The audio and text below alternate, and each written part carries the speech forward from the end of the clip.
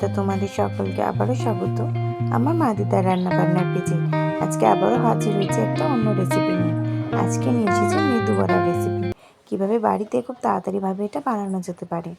সবার প্রথমে এখানে দেখো বিউলির ডাল ভেজানো ছিল, সেটাকে মিক্সিতে ভালো করে বেটে নিয়েছি। দিয়ে এটাকে আরও অনেকবার ভালো করে হাত দিয়ে একটু মেখে নিতে হবে।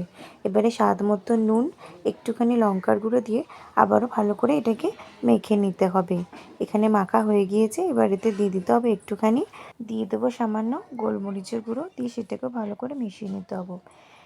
এবারে দিয়ে দিতে হবে পরিমাণ মতন সুজি, ঠিক যতটা পরিমাণে আমরা ডাল নেব তার হাফ পরিমাণ মতন সুজি মিশিয়ে নিতে হবে এবং কিছুক্ষণের জন্য এটাকে ঢেকে রাখতে হবে।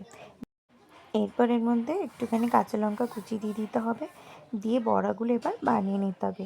ঠিক দেখো বন্ধুরা, যেভাবে এটা গড়ে নেওয়া হয়েছে ঠিক সেরকমভাবে হাতে একটুখানি জল নিয়ে নিতে হবে, দিয়ে গোল গোল করে দিয়ে এইভাবে বড়াটাকে বানিয়ে নিতে হবে। মাঝখানে একটা ছোট্ট হোল করে নিতে হবে। এখানে আমার মায়ের সমস্ত বড়াগুলো বানানো হয়ে গিয়েছে এক এক করে। তোমরা দেখো কীভাবে ঠিক মা বড়াটা বানালো।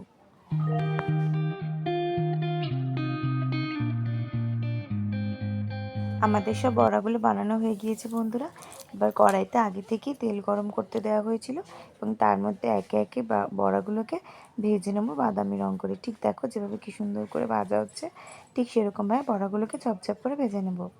দিলে আর কি মেদু বড়া তৈরি। এবার এটাকে তোমরা সাম্বারটা বা অন্য কিছু দিয়ে, কোনো চাটনি দিয়েও এটা খেয়ে নিতে পারো, তবে আজকে সামান্য টমেটো সস দিয়ে আমি এটা খেয়েছি।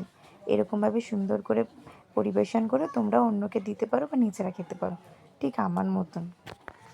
আর দেখো লঙ্কাটাও কি সুন্দর এর মধ্যে দেখা যাচ্ছে। প্রত্যেকটা বড়ার মধ্যে একটা করে লঙ্কা যাতে দেয়, সেইভাবে বড়াটা ভাজলে বোধহয় বেশি ভালো হবে। আমার রেসিপিটা কেমন লাগলো অবশ্যই আমাকে জানিও। ধন্যবাদ।